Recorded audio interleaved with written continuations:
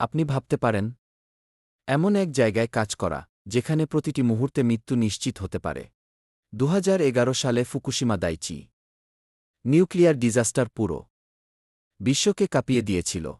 ভূমিকম্প আর সুনামির পর জাপানের পারমাণবিক প্ল্যান্টে শুরু হয় ভয়ঙ্কর বিপর্যয়।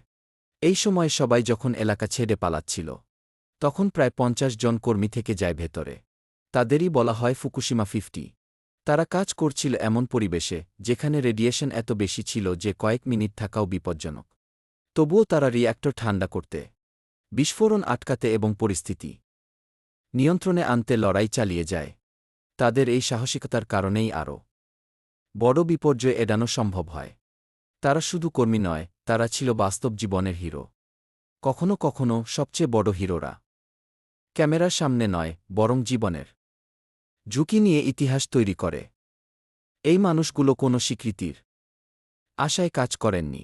তারা শুধু জানতেন চলে যাওয়ার চেয়ে থেকে যাওয়াটা সেই মুহূর্তে বেশি জরুরি ছিল। এমন আরও অনেক তথ্য জানতে চাইলে এই চ্যানেলটিকে সাবস্ক্রাইব করুন এবং আপনার পরিবারের সঙ্গে শেয়ার করে দিন।